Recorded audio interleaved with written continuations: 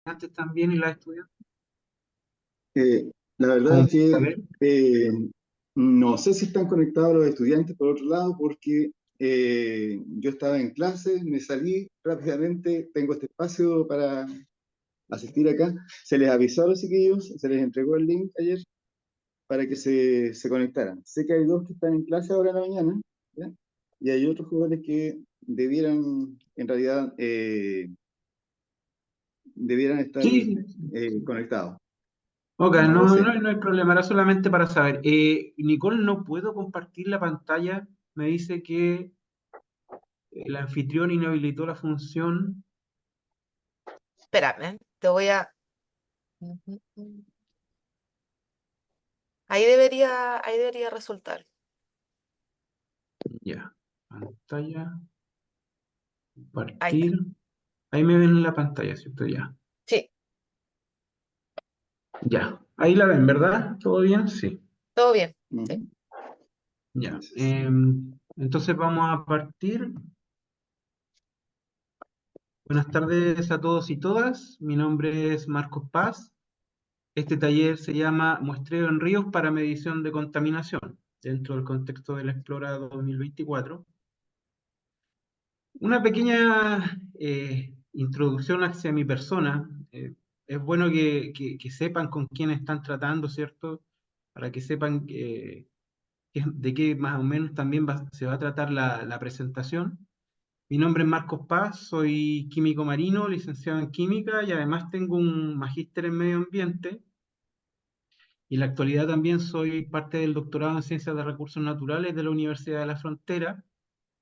Explicarles un poco que la carrera química marina era una carrera que se impartía en la Universidad Católica de Concepción, ahora se llama Química Ambiental, y es una carrera enfocada a la contaminación en ambientes acuáticos, ríos, lagos, lagunas y mar. Entonces, es una química ambiental enfocada especialmente a la parte acuosa, ¿ya?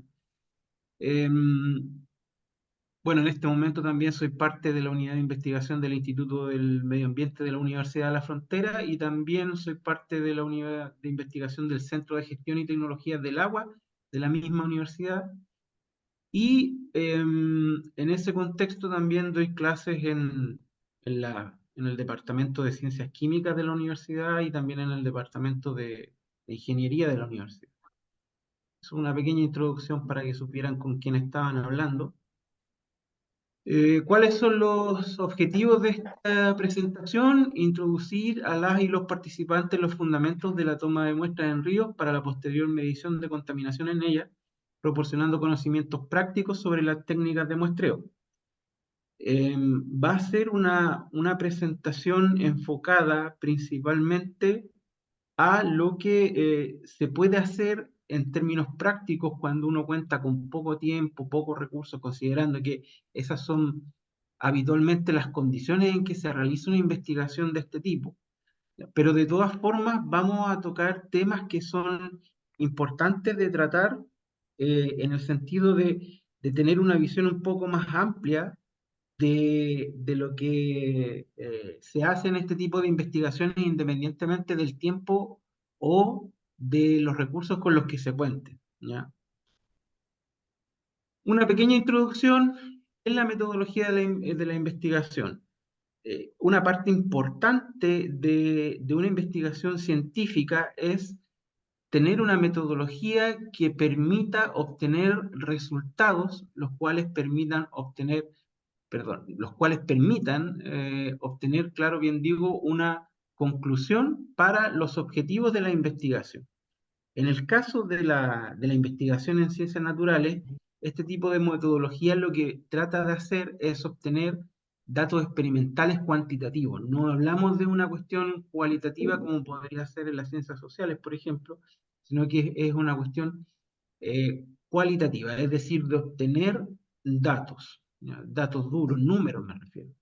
En la presentación de hoy vamos a ver cómo obtener las muestras para luego obtener esos datos en un laboratorio, ojalá, si se contara con ello, ¿verdad? Bueno, eso, como les mencionaba, vamos a ver el tema de la metodología de investigación. También una pequeña introducción muy importante mencionar, porque obviamente si vamos a tomar muestras en río, necesitamos saber de partida qué son los ríos. Los ríos son una corriente de agua que fluye desde las montañas, en nuestro caso en Chile, desde la cordillera, hacia el mar generalmente o hacia un cuerpo de agua mucho más, o hacia un cuerpo de agua importante también como un lago, por ejemplo, ¿ya? Entonces, esa es la idea más o menos de los ríos, y estos ríos tienen un ciclo hidrológico, ¿verdad? Como dice ahí, sirven como vías principales para el transporte de agua, tanto terrestres como hacia aguas más grandes. Ahora, el otro tema que es importante también mencionar es que los ríos pueden sufrir contaminación. ¿Por qué es importante tener los ríos limpios? O partamos al revés, ¿por qué los ríos se contaminan? Si ustedes se fijan en sus actividades diarias, cuando ustedes se levantan, cuando ustedes hacen todo lo que tienen que hacer durante el día, cuando van al colegio, van a su lugar de estudio, van a hacer ejercicio, almuerzan, comen, para todo eso ustedes necesitan agua, si se han fijado. Para todo eso necesitan agua. Entonces, suele ocurrir que los asentamientos humanos, cuando comienzan, se ubican cerca de los ríos. Y al ubicarse cerca de los ríos, estos asentamientos humanos empiezan a provocar una serie de problemas relacionados a contaminación. Generalmente, estos problemas se refieren a la introducción o al vertimiento de sustancias nocivas para el río o para la biodiversidad en el río, que pueden provocar algún tipo de problema en los organismos de ese río. Entonces, por eso surge la contaminación en los ríos, porque la gente, nosotros nos agrupamos en torno a ese río para construir en los lugares donde vamos a vivir. De hecho, si las investigaciones aquí están enfocadas en ríos, probablemente la mayor parte de las comunidades educativas que están acá se desenvuelven dentro de dentro de un sector en donde hay un río. Ahora, ¿por qué los ríos también es necesario que sean limpios? Ya lo que surge a partir de la contaminación. Porque también se necesitan esas aguas, como decía, para la actividad humana. ¿Ya? Entonces, los ríos son una parte fundamental para la actividad humana porque eh, es de donde los seres humanos, las personas, obtenemos agua, ¿ya? Y eso provoca que se vayan contaminando. Y otro tema importante también mencionar es el tema de la contaminación, ¿ya?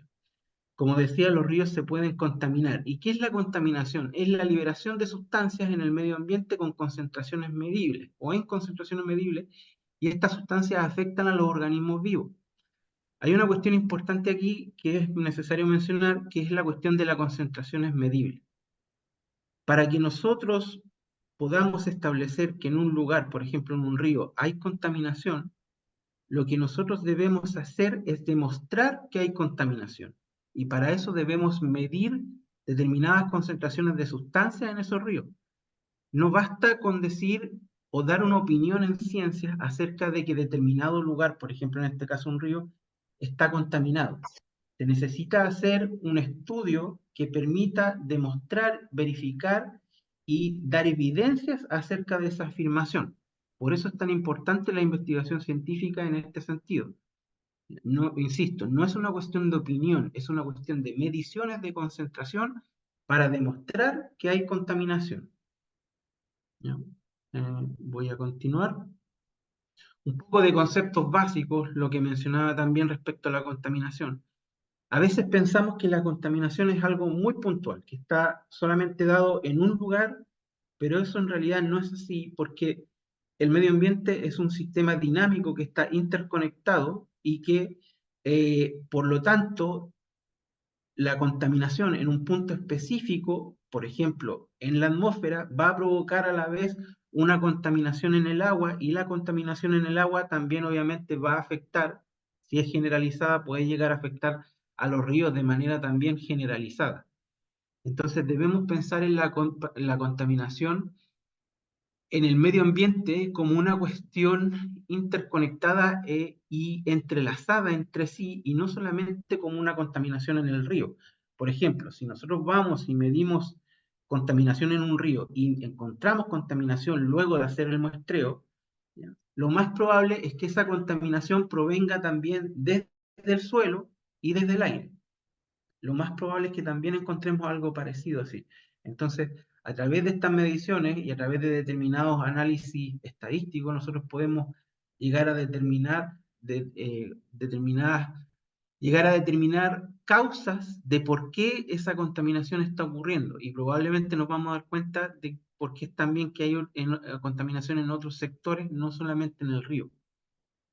Eso es importante también. Ya. La importancia de la medición de la contaminación, lo que decía anteriormente y que es necesario recalcarlo porque este es un taller científico, que uno debe demostrar con evidencias, con datos, que hay contaminación. La opinión en ciencias es solamente eso, opinión, pero no sirve para demostrar un hecho. Por eso es tan importante medir contaminación como lo que ustedes van a hacer en ríos. Y otro concepto importante también, el tema de impacto ambiental. Estuve leyendo los proyectos de algunas investigaciones de los liceos a los que estamos dando este taller, y vi que había un concepto que se mencionaba que era el concepto de impacto ambiental.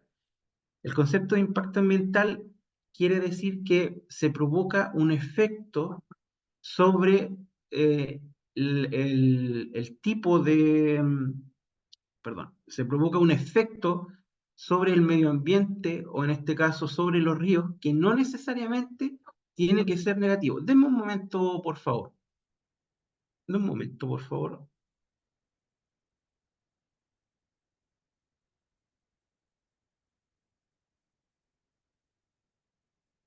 ¿Ya? ¿Me escuchan, cierto? Sí. Ya, disculpe que me estaban golpeando la puerta aquí insistentemente. Bueno, como decía, ya, el concepto de impacto ambiental está relacionado al tema de los efectos que provocan las actividades humanas dentro del medio ambiente. Ese impacto ambiental no necesariamente es negativo, también puede ser un impacto ambiental positivo.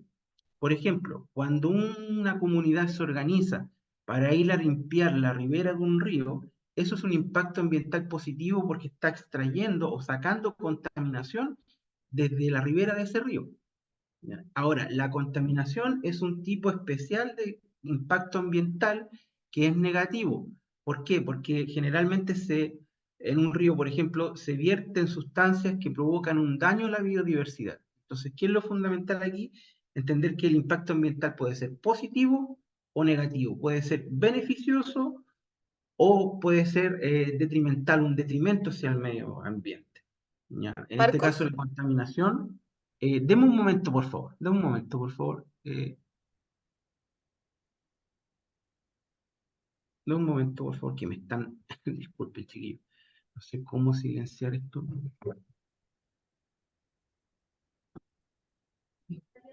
que pasa es que tenía la reservada la sala a las 10:30, más o menos, vamos a ver qué pasa.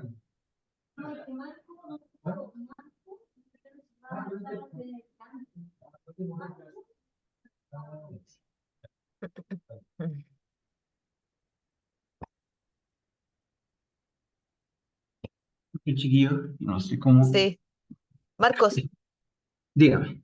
disculpa, es que hay una profe que me está diciendo que parece que hay gente en la sala de espera. No sé si Yo puedes las tengo que revisar. aceptar. Es que como estás de anfitrión ahora, yo no tengo esa herramienta. Vale, vale, vale, vale, vale. Da un momento. Ya, gracias. Déjame, ¿eso cómo se ve en. Ahí Sí. en el Zoom. Admitir, sí, sí, sí. Bueno, gracias. Ya, ahí sí, ya. Voy a estar atento ahí para el tema de la. Ya, ahí entraron, ¿verdad? Sí, Sí, sí, vale, gracias. ya. Bueno, disculpen, chiquillos, vamos a continuar entonces. Como decía, contaminación es un tipo especial de impacto ambiental y es una contaminación, es un tipo de impacto ambiental negativo, ¿verdad? Que produce un perjuicio en el medio ambiente. Y además, habitualmente el término de contaminación se asocia al término de calidad del agua en ríos. Por ejemplo, nosotros podemos medir contaminación para, de alguna u otra forma, determinar la calidad del agua del río. La calidad del agua de un río está directamente relacionada, ¿verdad?, al uso que nosotros podemos darle al agua de ese río. Por ejemplo, existe en Chile la norma 1333, la norma chilena 1333, que permite establecer diferentes tipos de usos de agua, ya en este caso del agua de un río, por ejemplo, para que sea de baño, para que sea de consumo humano, o para que sea, por ejemplo, para uso animal o para regadío de cultivo. Entonces, en ese sentido también la calidad del agua es importante y es un poco lo que ustedes van a hacer también, porque después vamos a ver más adelante que las mediciones que uno haga después del muestreo se pueden comparar con determinadas normas, ¿ya? Otros conceptos básicos, chiquillos, es el tema del tipo de contaminación. En los, en los conceptos anteriores de contaminación, en los conceptos antiguos que se manejaban habitualmente, se consideraba la contaminación química y la contaminación biológica. En los conceptos actuales se considera la contaminación física también. Esta contaminación física hace relación justamente con parámetros físicos, con factores físicos que pueden afectar a la biodiversidad o a los organismos del medio ambiente. Por ejemplo, uno de los problemas más importantes que tiene la ciudad de Temuco actualmente, además del tema de la contaminación atmosférica, es el tema del ruido. El ruido es una forma de contaminación importante en nuestra ciudad que puede provocar, o en mi ciudad, que puede provocar diferentes tipos de perjuicios sobre la salud de las personas, generalmente estrés. Otro tipo de contaminación física también, por ejemplo, es verter agua caliente con determinada temperatura muy elevada sobre un río, porque esa agua caliente obviamente puede provocar un daño sobre los organismos vivos. Por ejemplo, es cosa de que usted se haya quemado alguna vez la piel con agua caliente para darse cuenta de que esa agua va a provocar un daño, ¿ya? Y esta contaminación física se da incluso aunque el agua caliente esté completamente libre de contaminación química o contaminación biológica, ¿ya? El otro tipo de contaminación, bueno, es la clásica, la que nosotros más o menos siempre tenemos en la mente, ¿verdad? Que es la contaminación química, que es la cantidad de, o la presencia de sustancias que pueden llegar a ser muy peligrosas en un agua de un río, por ejemplo, metales pesados. Los metales pesados pueden llegar a provocar cáncer, ¿ya? Y la otra contaminación también es la contaminación biológica, que generalmente está referida a coliformes fecales, por ejemplo, los asentamientos humanos en general siempre suelen verter sobre los cuerpos de agua como un río coliformes fecales, los que también pueden provocar serios problemas en los organismos vivos y también en los seres humanos, ¿ya? Siguiendo también, y todo esto nos va a servir después para dar un contexto a lo que vamos a conversar un poco más adelante, el tema de los conceptos básicos con las fuentes de contaminación. Habitualmente pensamos en las fuentes de contaminación como una cuestión puntual, como lo que ustedes ven a la izquierda, ¿ya? Que está referida a cuando nosotros vemos un tubo o un efluente salir desde un desagüe, por decirlo de alguna forma, y allí se produce la contaminación. Nosotros vemos en ese lugar exactamente que se está produciendo esa contaminación. Por eso se llama puntual, pero también hay un tipo de contaminación que no es puntual. Esta contaminación no puntual se refiere a contaminación que nosotros no sabemos exactamente desde dónde viene. Por ejemplo, la agricultura. Los campos agrícolas generalmente son extensiones de varias hectáreas de terreno con cultivos en los que se utilizan sustancias químicas como herbicidas que por escorrentía, me refiero a cuando llueve y se arrastra con el agua de lluvia hacia los ríos, eso también puede provocar algún tipo de problema. Y noten que no hay un tubo exactamente, por decirlo de alguna manera, que esté desechando esa agua directamente al río. No hay una fuente puntual, sino que pueden venir desde varios sectores esa contaminación de las zonas agrícolas, ¿ya? Entonces eso también es importante mencionar, porque también eso va a determinar de qué forma yo voy a muestrear, porque obviamente si yo tengo una fuente de contaminación puntual, probablemente lo que yo quiera hacer es ir y medir la contaminación y tomar la muestra en el lugar preciso donde está el tubo que está o el efluente que está vertiendo la contaminación en el río. En cambio, con la contaminación no puntual, como no sé exactamente de dónde viene, debo generar un plan de muestreo en el río que sea mucho más amplio para luego poder determinar más o menos desde dónde viene esa contaminación. ¿Ya? Bueno, pasando ya al tema de métodos y herramientas de muestreo, vamos a empezar a ver cómo exactamente realizar el muestreo en un río. Lo primero que nosotros tenemos que hacer, ¿cierto?, es seleccionar el sitio de muestreo, seleccionar el río o seleccionar la parte del río. Puede sonar muy básico, pero así es, hay que hacerlo. ¿Ya? Ahora, lo que ustedes ven acá es una imagen del río Cautín, en el sector Amanecer parece, ¿sí? En Temuco. Esta es una imagen satelital. Ya les voy a mostrar cómo se obtienen estas imágenes que son muy buenas para realizar este tipo de investigaciones. ¿Ya? Y lo primero que uno debe hacer cuando uno ya tiene seleccionado el río que quiere, en el cual quiere muestrear y seleccionar y medir contaminación, es dónde yo voy a tomar las muestras dentro de ese río. Habitualmente lo que se hace, ¿cierto? Bueno, y consideramos que acá el flujo de agua es de izquierda a derecha, en este caso. Ya, consideren eso también. O sea, el río fluye desde izquierda a derecha.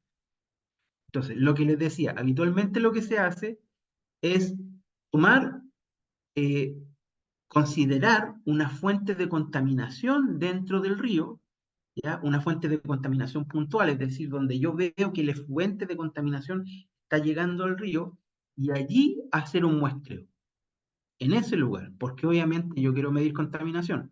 Ahora, es importante mencionar que no es tomar la muestra directamente del lugar de la contaminación puntual donde yo vea que está saliendo el agua sucia, por decirlo de alguna manera, sino que tomar la muestra en el río con el agua que ya haya recibido esa contaminación. Son dos cosas distintas, ¿verdad? Luego, lo que se hace habitualmente también es tomar un punto después de la fuente de contaminación de muestreo. Eso también se hace porque obviamente ese punto también va a estar afectado por la fuente de contaminación, pero no directamente, como el punto de muestreo anterior. Y lo otro que se hace es tomar un punto de muestreo o tomar muestras antes de la fuente de contaminación. ¿Por qué es importante tomar una muestra acá, en este sector? Muestro acá, porque este punto de muestreo puede servir como un punto de referencia, ¿ya? Este punto de referencia sirve porque después sirve para comparar los valores de contaminación que hayamos obtenido en los otros dos puntos. Porque aquí, al no tener la influencia de la fuente de contaminación, debido a que el flujo del agua, en este caso es de izquierda a derecha, podemos tomarlo como un punto de referencia. Ahora, ¿qué hay que tener en consideración? Que este punto de referencia, si bien quizás no está influenciado directamente por esta fuente de contaminación, sí puede estar influenciado por fuentes de contaminación que vengan desde más arriba en el río. Entonces, en eso también hay que tener harto ojo, de que realmente sea un punto de referencia donde más arriba, ojalá no hayan otras fuentes de contaminación. Eso es como lo básico que se hace en este tipo de trabajo. Ahora, hay una herramienta fundamental que sirve mucho para obtener la imagen o imágenes parecidas a la que nosotros veíamos anteriormente con el río Cautín, que son los sistemas de información geográfica, o SIG. Los sistemas de información geográfica, para ponerlo bien simple, es como tener un mapa computacional que permite ubicar los puntos de muestreo dentro del río. Ahora, estos sistemas de información geográfica generalmente sirven también para realizar otra serie de tareas que son importantes en contaminación ambiental y también en río, que es para generar un tipo de estadística especial que se llama estadística espacial, que es una estadística que permite ver cómo se comporta la contaminación en el río, por decirlo de alguna manera. ¿ya? Pero lo importante y lo más simple en lo que se puede utilizar un sistema de información geográfica, un SIG, o un GIS en inglés, es para ubicar los puntos de muestreo dentro de la zona en que yo quiero muestrear, ¿ya? Ahora, uno de los temas de información geográfica más simples de utilizar es el Google Earth. Esta es una imagen que ustedes ven acá de Quintero Puchuncaví, tomada con Google Earth, al igual que la imagen anterior que mostraba del río Cautín, donde ustedes ven que hay diferentes marcas. Pozo 1, por acá creo que está bueno, por ahí anda el Pozo 2, Pozo 3, Pozo 8, Pozo 4. Esos son todos los lugares donde se tomaron muestras, en este caso aguas de pozo. Lo mismo se puede hacer en río, ¿ya? Ahora, miren, ¿cómo se ocupa el Google Earth? Lo más simple, sencillamente, es ir a Google, ¿verdad? Uno googlea google.com, ¿verdad? Escribir Google Earth, ¿verdad? Ahí aparece el enlace, uno hace clic y el Google Earth se puede abrir directamente en el navegador con este botón que dice Ejecutar Earth, el que ven acá arriba, el amarillo. Ahora, si ustedes bajan, van a encontrar también una serie de enlaces que permiten instalar este programa en un móvil, en un celular o también en un computador, ¿ya? Ahora hay que tener un computador más o menos potente y un celular más o menos potente también para poder correrlo. No tanto tampoco, pero sí podría llegar a ser. Entonces, por ejemplo, ejecutemos el Google Earth en el navegador en este momento como lo estoy haciendo. Ahí está cargando, ven ustedes, ya está cargando. Y déjenme mostrarles, yo aquí ya estoy en Temuco. Entonces, cuando ustedes lo carguen, van a ver algo como este, el planeta Tierra, ¿ya? Entonces, ustedes pueden buscar Chile, van haciendo zoom, ¿verdad? Zoom, en este caso vamos a buscar a Temuco, zoom, zoom, van haciendo zoom con el mouse o con las teclas que sean necesarias. Y como ustedes ven, nos vamos acercando y podemos acá encontrar el río Cautín. Entonces, a partir de esta imagen, por ejemplo, yo puedo establecer los puntos de muestreo, tomar la fotografía y después ubicar esto dentro del informe de investigación, ¿ya? Eso es una herramienta muy utilizada, chiquillos, y que sería muy bueno eh, que la utilizaran también. Por eso se las muestro. Es lo que habitualmente se hace en este tipo de investigaciones. Ahora, algo importante, para ustedes poder ubicar los puntos de muestreo en el Google Earth, van a necesitar lo que dice acá arriba, las coordenadas, ¿ya? Bueno, acá, déjenme mostrarle, acá hay otro mapa del río Mississippi, de una investigación donde también, si ustedes ven, como ustedes ven, se establecieron puntos, ya puntos de muestreo en un río, cada punto acá con números es un punto de muestreo, y esto también, esta imagen también es de un programa GIS, pero hay programas GIS que son mucho más complejos, por ejemplo, el QGIS, el ArcGIS, que se ocupan mucho más en investigaciones, pero el Google Earth está muy bien para hacerlo también, ¿ya? Eso les quería mostrar. Y como les decía, uno para ubicar los puntos de muestreo en el Google Earth, o en el programa GIS que se utilice, lo que uno necesita son las coordenadas, la latitud y la longitud. Y para eso se necesita un GPS. Lo que ustedes ven acá es justamente un GPS. Ahora, obviamente, quizá uno no va a tener acceso a un GPS, pero lo que se puede hacer es utilizar un GPS en el celular. Los celulares habitualmente tienen instalado el Google Maps, y el Google Maps tiene la opción para ver las coordenadas del punto de muestreo. Entonces lo que se tiene que hacer es, cuando yo voy a medir, o mejor dicho, voy a tomar la muestra, yo en el lugar en que tomo la muestra me fijo en mi dispositivo cuáles son las coordenadas y las anoto.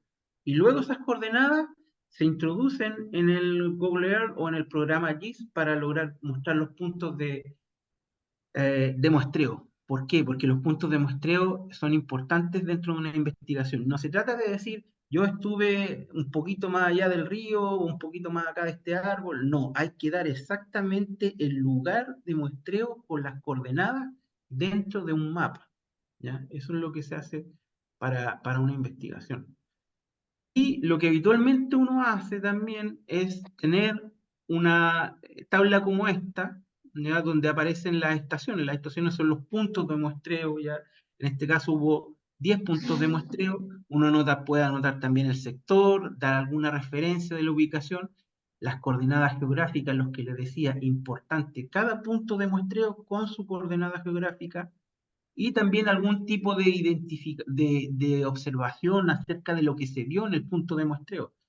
Qué sé yo, si ustedes van a muestrear, por ejemplo, decir que justo ese día vimos a alguien que estaba vertiendo basura, o vimos pasar una mancha roja o amarilla por el lugar justo cuando estábamos allí. Cualquier observación que ustedes piensen que puede llegar a ser importante. Y además, otra cuestión importante es incluir la fecha y la hora de muestreo, ¿ya? Eso también es importante. El lugar, la fecha y la hora de muestreo, todo anotado en una bitácora que se tiene que llevar cuando uno hace el muestreo, ¿verdad? Voy a continuar yendo con las herramientas, los métodos y herramientas de muestreo. Hay otra cuestión importante también, que son la cuestión de la frecuencia y el tiempo de muestreo. Habitualmente lo que uno hace, claro, cuando uno tiene poco tiempo, pocos recursos, es ir y muestrear una vez, en un momento, en una contaminación puntual, donde yo sé que hay contaminación. Ahí está saliendo la contaminación, ¿verdad? Yo lo muestreo. Pero lo que se debería hacer en realidad es establecer un plan de muestreo donde yo diga, todos los veranos voy a ir a muestrear en este punto, ¿ya? O en agosto yo voy a ir a muestrear en este punto todos los días de agosto, o cada 2 meses, o cada 3 meses. ¿Por qué? Porque, por ejemplo, yo puedo saber que hay una industria cerca del río y esa industria está vierte sus desechos en el río eh, todos los días 20 de agosto o todos los días o cada 20, los 20 del mes. Entonces yo probablemente quiera ir los 21 a muestrear para establecer un plan de muestreo, ya, pero es algo como más amplio, mucho más amplio el muestreo. No hay que pensarlo como algo muy puntual. Claro, uno generalmente lo hace de manera puntual debido a tiempo y recursos, ya, pero sí se puede pensar como establecer un plan de muestreo, ir todos los veranos o ir todos los inviernos. También considerar variables temporales, por ejemplo. Probablemente si yo quiero encontrar contaminación en un río, lo que quiera es que el caudal, es decir, la cantidad de agua que pasa por el río, sea lo menor posible para que la contaminación no esté tan diluida. Y probablemente debido a eso, la mejor forma de encontrar contaminación en un río sea muestrear en verano, cuando ya se ha derretido la nieve y por lo tanto el caudal es bajo. ¿Ya? Y ahí hay otra serie de conceptos que vamos a tocar respecto al caudal y que está relacionado con esto también en la próxima presentación, ¿ya? En el próximo taller. Pero eso es todo, mencionarlo solamente para que lo tengan en consideración. ¿Ya? ¿Qué es lo que qué es lo que debo yo considerar como equipos y herramientas cuando voy a muestrear? Lo primero es lo que ustedes ven a la izquierda, el recipiente de muestreo. Fundamental. El recipiente de muestreo es fundamental porque yo debo tener un recipiente de muestreo que no interfiera con los análisis que luego yo voy a hacer en la muestra. ¿A qué me refiero? Por ejemplo, ustedes ven a la izquierda que hay una botella, ¿cierto? Déjenme marcar la casita. Esta botella es de plástico, ¿verdad? Entonces, yo no podría hacer un muestreo de un río para medir microplásticos con una botella de plástico. Porque si yo mido o sea, si yo muestreo con una botella de plástico, de alguna u otra forma, por muy pequeña que sea la cantidad, voy a estar introduciendo en esa muestra una pequeña cantidad de plástico que proviene de la botella. Puede parecer que va a ser muy poco, ¿cierto? Considerando que cuando un material tiene contacto con el agua, con un solvente como el agua, ¿cierto? Hay algún tipo de desgaste, que va a ser muy poquito el desgaste, pero de todas formas hay una introducción de plástico en la muestra, y eso en términos químicos analíticos es de importancia, ¿ya? Entonces, yo si voy a medir plástico, no ocupo una botella de plástico, yo ocupo una botella de vidrio, ¿ya? Eso es fundamental. Otra cosa, por ejemplo, si yo voy a medir metales pesados, la botella obviamente no puede ser de metal. Y también si voy a medir metales pesados luego en la muestra, debería considerar que si voy a ocupar una botella de vidrio, no sea una botella de vidrio que tenga una alta concentración de metal. También existen botellas de vidrio que son especializadas para el muestreo de aguas que luego en las que luego se va a medir metal, ¿ya? Puede parecer muy quisquilloso el tema, pero la investigación científica es así. Uno tiene que fijarse en todos los detalles y tener cada cuestión considerada dentro del plan de muestreo, ¿no? Bueno, y lo otro también, que en caso de que uno vaya a hacer ensayos microbiológicos, las botellas tienen que estar esterilizadas, ¿verdad? Evidente, ¿cierto? Ya, el tema, lo que vemos un poco más a la derecha, el tema de la refrigeración. Cuando yo voy a tomar una muestra, debo llevar conmigo un cooler con hielo, que es lo que ustedes ven acá, ¿verdad? ¿Por qué? Porque cuando yo tomo la muestra, esa muestra, luego de hacer los análisis inmediatos, que lo vamos a ver enseguida, debería mantenerse a baja temperatura para inhibir la acción de microorganismos que están dentro de esa muestra o dentro del agua del río y que cambien de cierta forma las características del agua.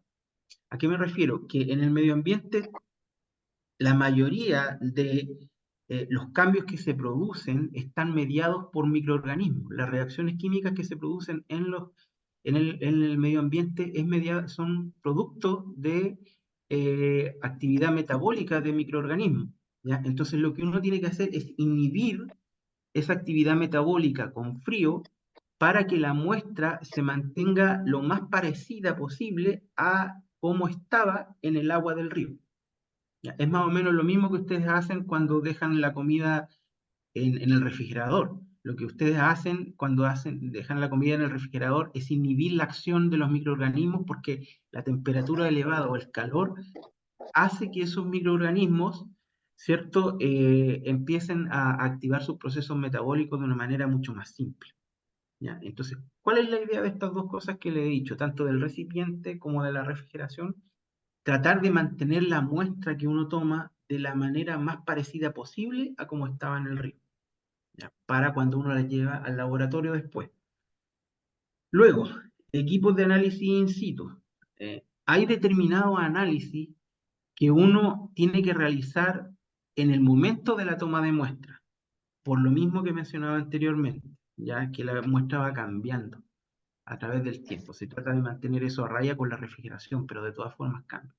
Y existen este tipo de instrumentos que ustedes ven acá, se llaman multiparámetros, que permiten hacer mediciones de, por ejemplo, pH, conductividad, potencial redox, temperatura, en el mismo lugar. Uno toma la muestra, introduce el electrodo, esta parte de acá que ustedes ven acá se llama electrodo del multiparámetro, y les entrega el valor directamente de lo que ustedes quieren analizar.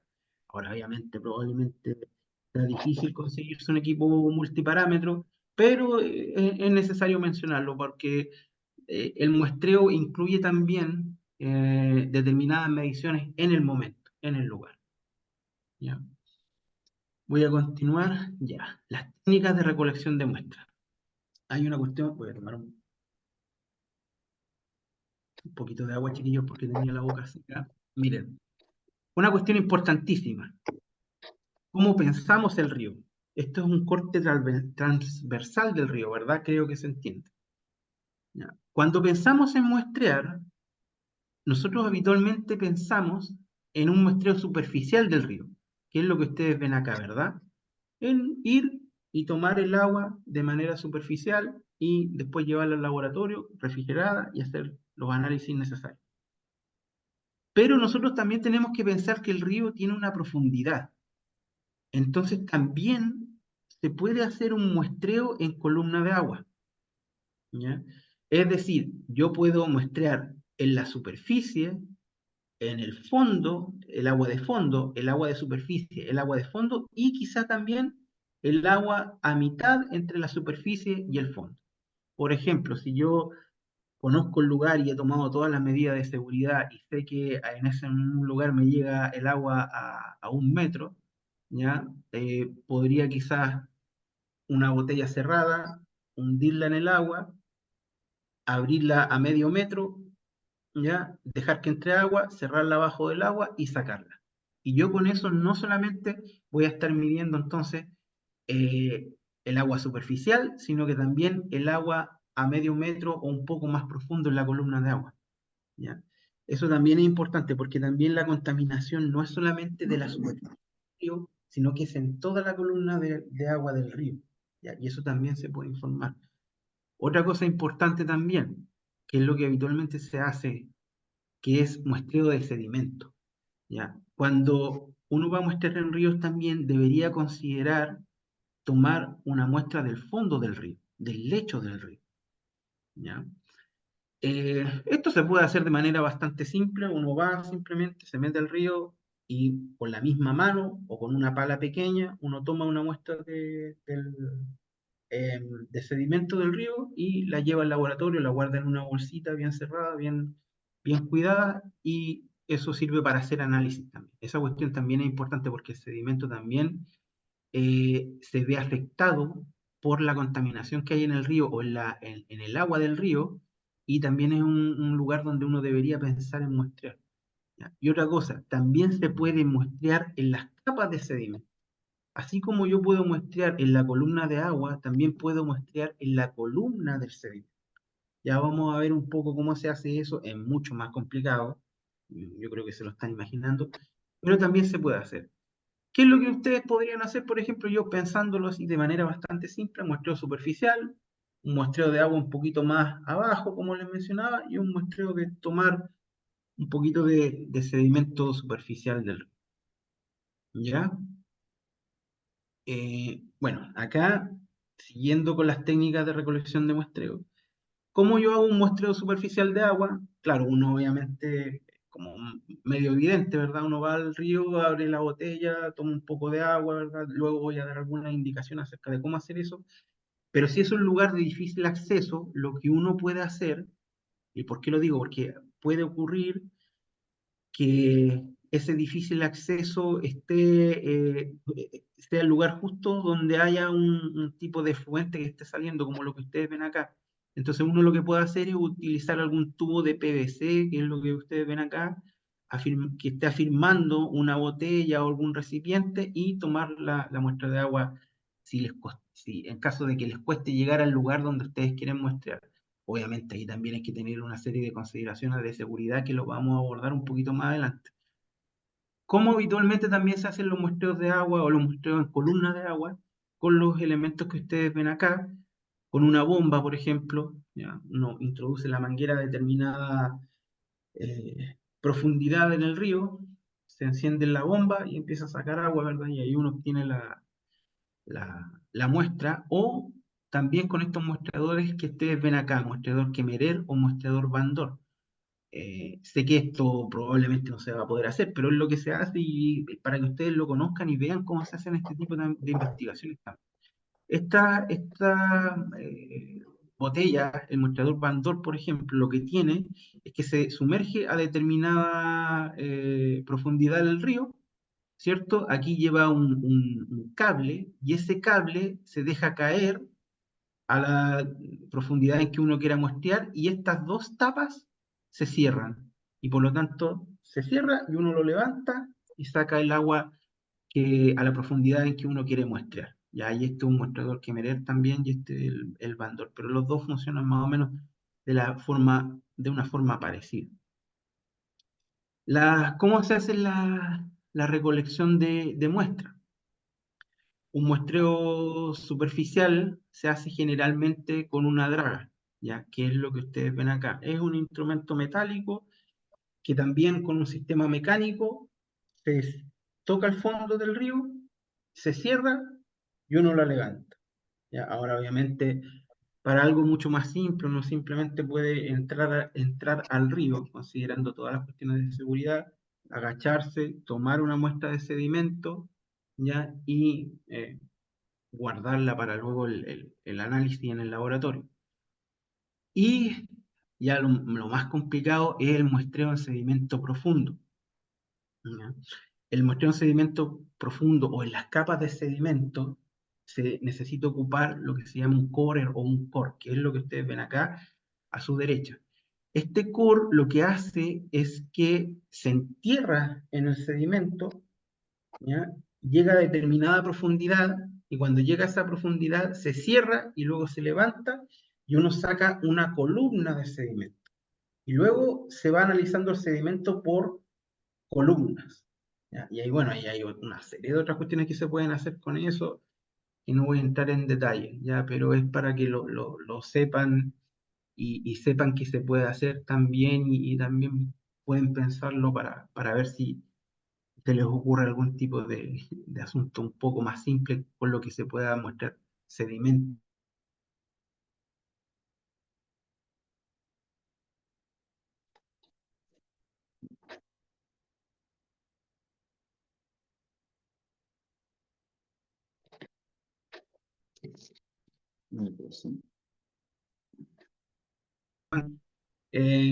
Azules o blancos. Ya creo que tengo internet inestable, ¿me escuchan?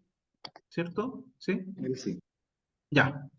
Ya, entonces usar guantes, ya medida de seguridad básica. No se trata solamente de ir como la muestra. Recuerden que son sectores donde probablemente va a haber una contaminación importante, si no, no creo que alguien quisiera tomar muestras. Entonces, por lo tanto, tener guantes para tomar la muestra, cebar el envase. Una vez que yo ya he determinado que tengo que ocupar determinada botella de plástico, de vidrio, lo que tengo que hacer es cebar el envase. ¿Qué significa eso?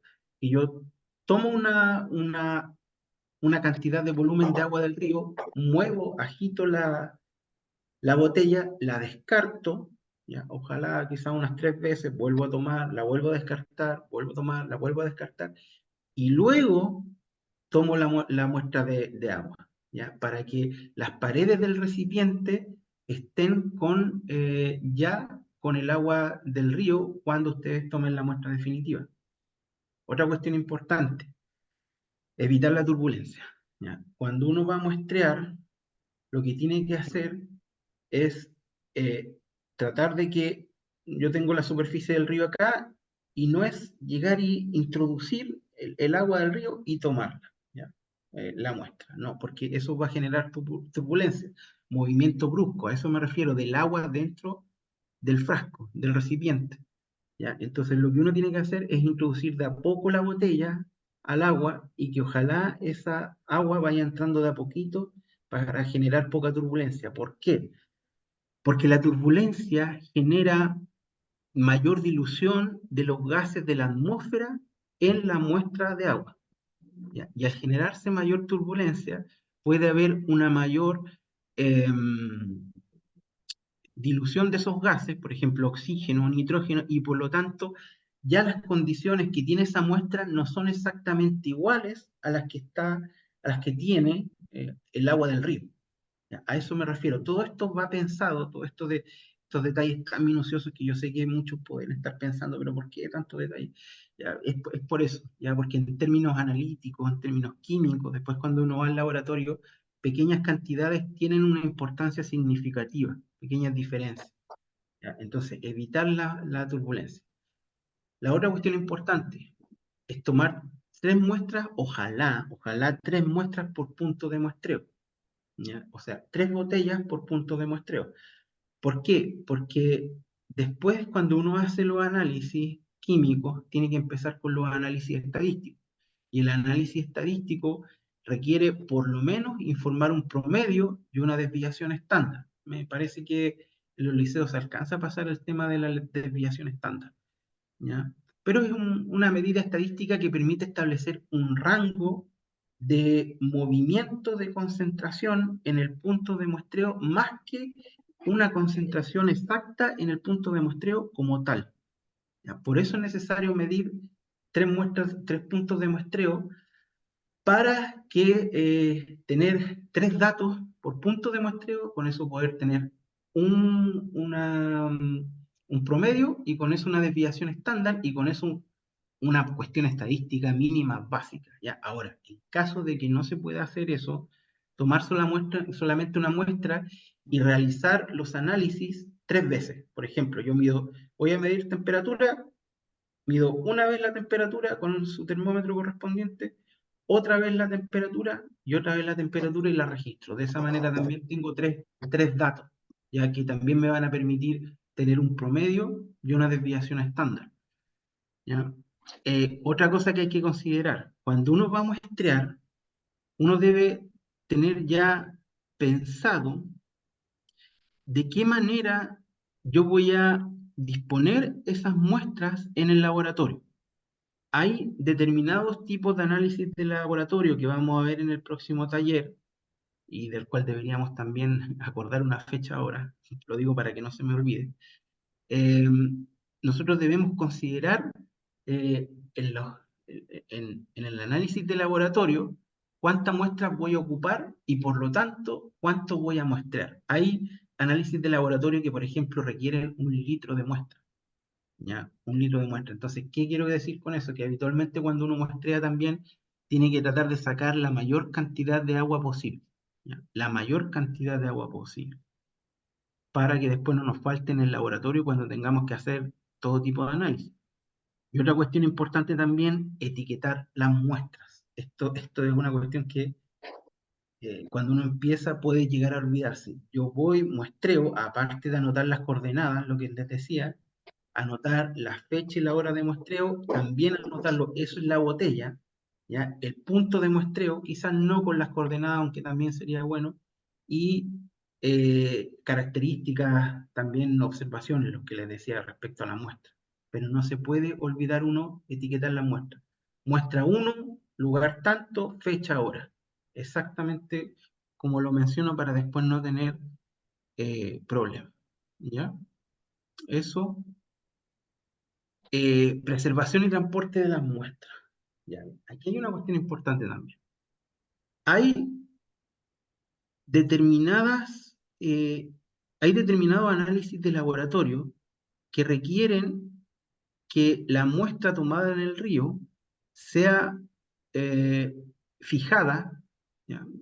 Sea expuesta, por decirlo de alguna forma, a un preservante químico, por ejemplo, ácido nítrico concentrado o ácido clorhídrico concentrado. Ese, habitualmente, esos ácidos, por ejemplo, se ocupan para luego hacer determinaciones de metales pesados.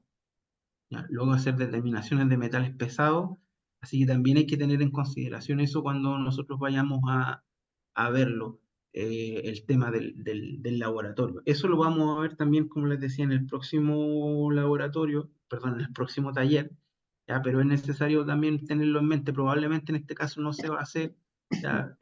Ahora, también para utilizar preservantes químicos en las muestras hay que tener cierta expertise. Ya no, los estudiantes son bastante jóvenes y no estoy pensando yo que van a ir a tomar ellos solitos las muestras y agregar algún preservante químico. Debería ser acompañado y si van a ocuparse, y si va a ocuparse algún preservante químico debería utilizarse algún tipo de medida de seguridad, como decía, los guantes y ser supervisado. Ya, en general yo les recomendaría que eso no se haga, ya, porque puede llegar a ser complicado el manejar ácido nítrico y ácido clorhídrico, pero solamente, u otro tipo de solvente químico, lo menciono solamente para que lo tengan en consideración, ya, para que lo sepan. Otra cosa importante, que es la cadena de custodia de las muestras. Lo peor que puede ocurrir, chiquillos, cuando ustedes van a muestrear, es que se pierdan las muestras. Alguien tiene que hacerse cargo de las muestras. No puede ser que tomamos la muestra y nadie. No. Tal persona, dentro del plan de muestreo, tal persona está encargada de llevar las muestras, perdón, las botellas, tal persona está encargada de tomar las muestras, tal persona está encargada de anotar fecha y hora, tal persona está encargada de llevarse las muestras. ¿Por qué? Porque si uno pierde las muestras, nosotros llegamos de vuelta al laboratorio o al lugar donde vamos a almacenar las muestras y nos damos cuenta de que alguna se nos ha perdido, es una pérdida de tiempo y es una pérdida también de recursos. Entonces, no se pueden perder las muestras. Y lo otro, que probablemente si nosotros tenemos algún tipo de muestreo con frecuencia, es decir, un plan de muestreo en el tiempo, probablemente si yo tengo que medir en verano justo un día y se me perdieron las muestras, entonces voy a tener que esperar hasta el próximo verano ya para lograr obtener las muestras nuevamente. Eh, Acabo de ver que hay una, hay una pregunta en el chat. Dice, ¿cómo se sacan las fotos en Google Earth? Sí, se pueden sacar con pantallazo. Sí, se pueden sacar con pantallazo y después editarlas. ¿Ya? Bueno, también eso, si tienen alguna duda, también me pueden ir consultando ahí a través del chat. Luego podemos verlas, o ya las voy viendo ahí cuando aparezca. ¿Ya? Entonces, preservantes químicos y cadena de custodia también importante. Ya, consideraciones de seguridad, chiquillos. Hay una cuestión que es importante en los muestreos y es lo más importante de todo, que es tener cuidado con lo que hacemos. Nosotros podemos considerar que un punto de muestreo es fundamental para nuestra investigación, pero si consideramos, si vemos que es peligroso, si es un lugar, perdón, un lugar escarpado, si es un lugar con una pendiente inclinada, si es un lugar donde nosotros vemos que podemos caer, que podemos sufrir algún tipo de daño, no se muestrea en ese lugar. Por mucho que sea el lugar más idóneo que nosotros podamos encontrar, no. Se muestrea en un lugar cercano, en un lugar más o menos seguro, o mejor dicho, mucho más seguro, ¿ya? Más o menos cercano, pero no en el lugar peligroso. ¿Ya? Ahora, lo otro también, yo estoy pensando que los y las estudiantes van a ser acompañados y acompañadas a tomar las muestras. No estoy pensando que van a ir ellos solitos o solitas a tomar las muestras porque son bastante jóvenes y no es que ellos no se la puedan o que no tengan la capacidad, pero sí se necesitan determinados cuidados de una persona que probablemente tenga más experiencia en determinadas cuestiones. ¿Ya? Entonces, las consideraciones de seguridad, fundamental, fundamental. Si un lugar es peligroso, no se toma en ese lugar. Y lo otro, hacerse asesorar por gente que viva en el lugar. ¿Ya? Generalmente la gente que vive en el lugar, que ha vivido toda su vida allí, sabe más o menos qué lugar puede ser peligroso, qué lugar no es peligroso. También considerar otra cosa, que lo que decía al principio, si nosotros tenemos una fuente de contaminación puntual, es decir, un efluente, un tubo saliendo de alguna parte que está vertiendo agua contaminada al río, no tomar la muestra directamente del agua contaminada, sino que tomarla cuando ya haya caído al agua del río, cuando ya tenga algún tipo de dilución. ¿Por qué? Porque no sabemos exactamente qué es lo que trae esa agua contaminada. ¿Ya? Entonces, puede que incluso venga a una temperatura importante y no se note, ¿ya? O puede que incluso tenga algún solvente químico y nadie lo sepa. Ya recordemos que no siempre todo se informa. Uno puede creer que esto trae tal tipo de contaminación, pero en realidad es otro. Entonces, por lo tanto, como medida de seguridad también, siempre tomar en el lugar, en el punto de muestreo, con una fuente puntual, donde ya se haya diluido con el agua. ¿Ya? Ahora ya para ir cerrando y para ver el tema de preguntas que tengan, bueno, creo, no sé si hay alguien más, voy a ver. Si hay algunos estudiantes que están conectados, no sé si tendrán alguna pregunta, pero bueno. Miren, otro tema importante. Estuve leyendo los, los proyectos de investigación de 3 liceos que me llegaron al correo. Y hay un liceo, el de Temuco, no recuerdo el nombre, chiquillos, pero es el liceo de Temuco, que hace mención de que ellos también creo que quieren muestrear en la desembocadura. ¿Ya? Quieren muestrar en la desembocadura. ¿Ya? O por lo menos quieren considerar la desembocadura dentro de la investigación que ellos están haciendo. Ahí hay una cuestión importante. Y la desembocadura no es el río exactamente, la desembocadura es el estuario. ¿Ya? Un estuario es el lugar geográfico donde se produce la mezcla de agua del río con la mezcla de agua del mar. Por lo tanto, las condiciones físico-químicas que tiene el estuario, es decir, esta mezcla de agua de río y de mar, no son iguales a las condiciones físico-químicas del río ni del mar. ¿Ya? ¿Qué quiero decir con eso? Que el estuario, la desembocadura, no es parte del río, no es el río. ¿Ya? Por lo tanto, si ustedes pretenden tomar, o si algún grupo pretende tomar muestras o hacer algún tipo de actividad en el estuario, lo que debería hacer también es ampliar un poco el objetivo de investigación y considerar también la influencia que tiene el mar en la contaminación y no solamente el río, ¿ya? En el estuario. ¿Ya? Porque el estuario recibe, como decía, si el río está contaminado, el estuario va a recibir contaminación del río, pero si el estuario también, perdón, pero si el mar también está contaminado, el estuario también va a recibir contaminación del mar. ¿Ya? Entonces es una simbiosis entre río y mar ahí, ¿ya? Una correlación entre río y mar que se da en el estuario, ¿ya? Y el estuario, como les decía, al tener características físico-químicas que son distintas, porque recordemos que el mar tiene mayor cantidad de sal que el río y por lo tanto se produce una diferencia de densidad de las aguas, ¿ya? Y eso cambia completamente el medio ambiente allí, las condiciones físico-químicas y por lo tanto también cambian los organismos vivos que uno puede encontrar en ese lugar, ¿ya? Y también la forma en cómo afecta la contaminación. Eso quería mencionar. Ya.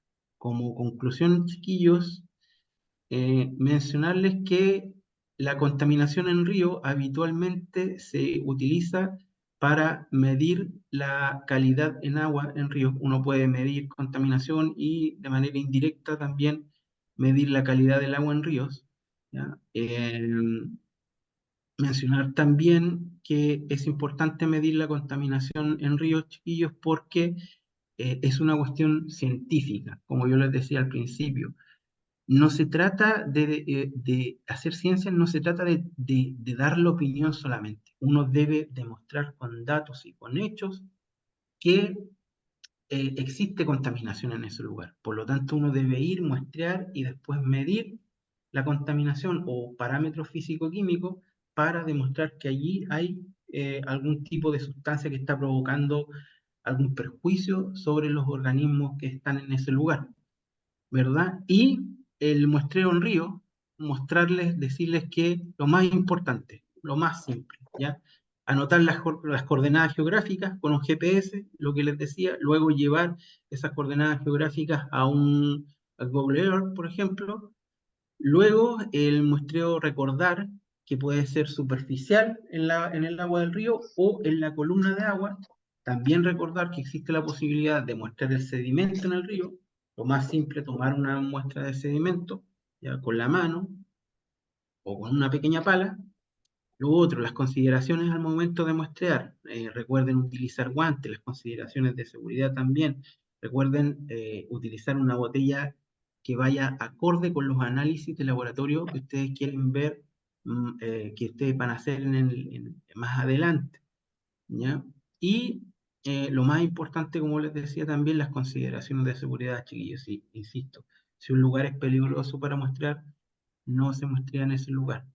¿Ya? No se muestra. Lo peor que puede pasar es que alguien salga accidentado y también el tema de no mostrar solitos o solitas, ¿ya? No hacerlo porque ustedes son bastante jóvenes. Bueno, y eso era lo otro que les quería comentar. Era... miren, lo otro que les quería comentar. El taller el próximo taller no les voy a mentir, va a estar mucho más pesadito, ya, porque vamos a tener eh, que ver cuestiones relacionadas a la química analítica y a la estadística, ya, cuestiones bastante duras. La ciencia es dura, chiquillos, ya, la ciencia no es, puede no llegar a ser tan flexible, ya, es detallista, muy metódica, y vamos a ver una serie de conceptos en el próximo taller que son pueden llegar a ser bastante complejos, pero que yo los voy a tratar de simplificar lo que más se pueda, ¿ya? Y ahí vamos a ver toda la parte de qué es lo que se hace con la muestra después del muestreo. Y vamos a ver otra serie de conceptos también, ¿ya? Y aquí les tenía una pequeña actividad, pero bueno, debido a que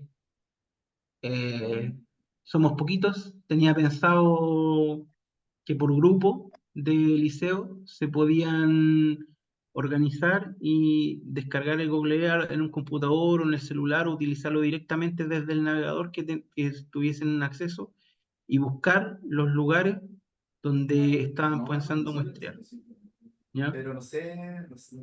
Quizás Marcos, podemos dejar esta actividad como tarea para el próximo taller, pensando que acá está el grupo del Liceo Las Araucarias y quizás Sí, Osvaldo ahí, profe, como podría mandarle estas indicaciones al equipo y un poco para traer la imagen del río que creo que es el río Blanco en Curacautín, entonces para que ahí lo podamos mirar. Sí, sí, ya. sería bastante bueno. Ahora, no sé si con eso tienen alguna pregunta, alguna duda respecto a algo. Sería muy bueno que si tienen alguna consulta.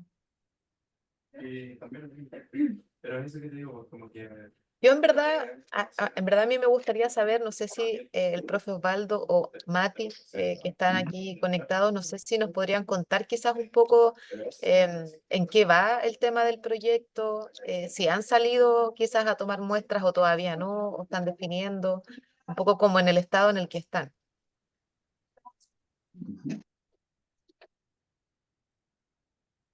Eh, Tomo la palabra. ¿Me escuchan? Ah, ya. En el caso nuestro, en realidad, no hemos salido a buscar muestras este año, ¿ya? Eh, y estamos proyectándonos en relación a hacer una encuesta en torno a la contaminación del río, de modo de tener alguna evidencia de la percepción que tiene la población en relación a la contaminación del río. En eso estamos en este momento, en realidad. Y que también hay algunas situaciones de colegio en donde estamos ordenándonos un poquito porque ha habido algunas complicaciones para funcionar. Pero, pero esa es la situación actual. ¿Y tienen pensado salir a muestrear en el río? Salir por lo menos, tomar una muestra, y medir la temperatura con algo lo más simple que se pueda, o eso no está considerado? En realidad, tenemos que retomar eso. El año pasado estuvimos tomando muestras en relación a imágenes, más que nada, ¿ya? Imágenes, nos falta justamente el medir los parámetros que sean, por lo menos lo que se ha ido mencionando aquí, ¿ya?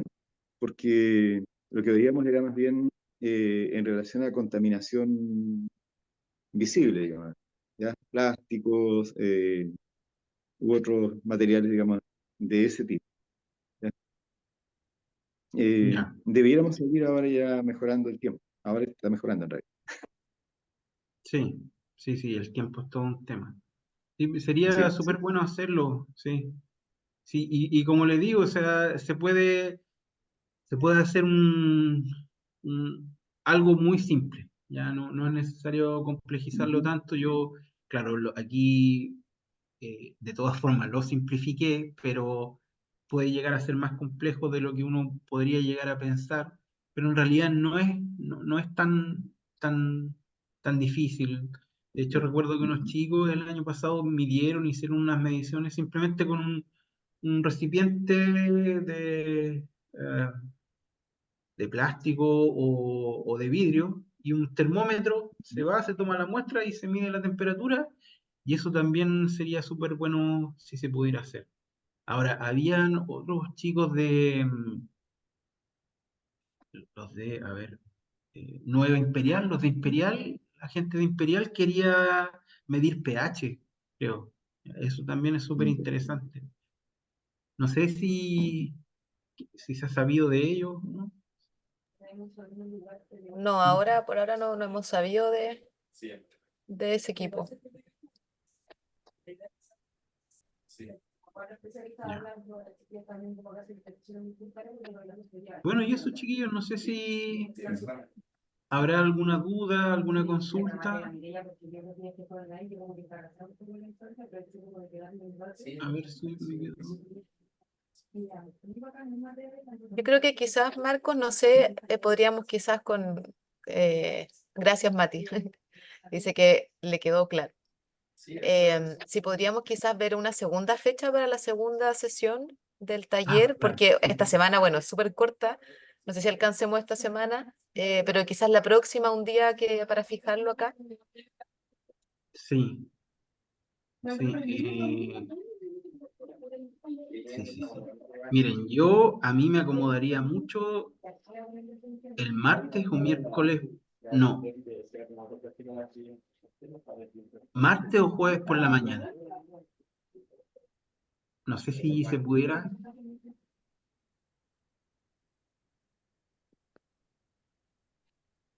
Nicole. Sí, sí, yo creo, en verdad dependemos Ah, de claro.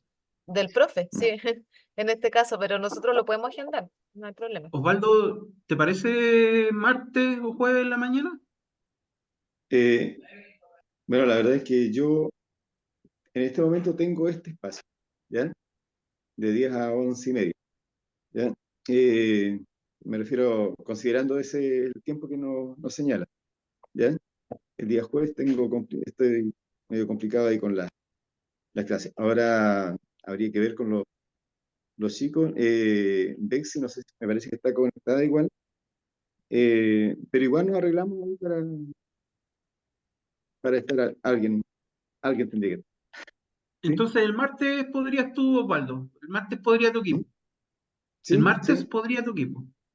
Ya. El martes 20 entonces a las 10, ¿verdad? Claro, Ya.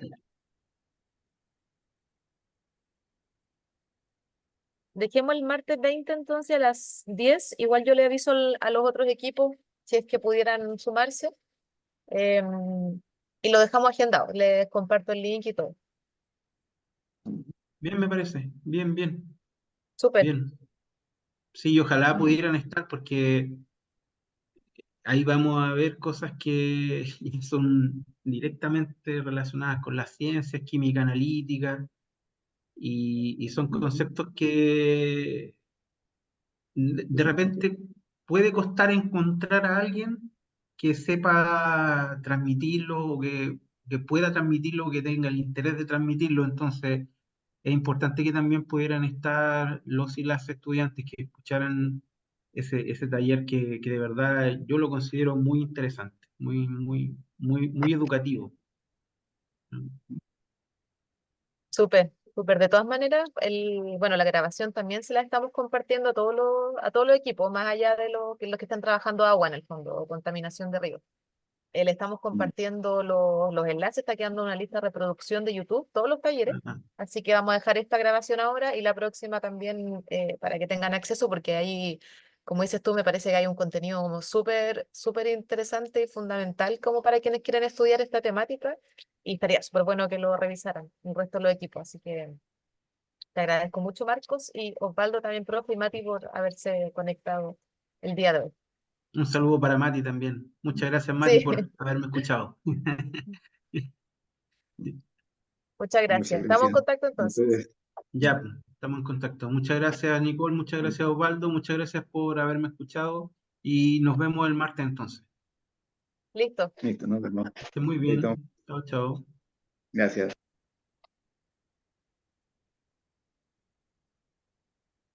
Chao, chao. Chao, chao. Lo que tú puedes cerrar, Marcos, como estás de anfitrión.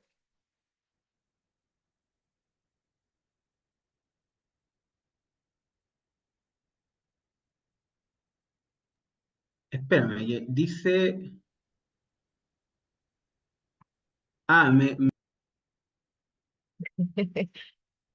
Ahí está.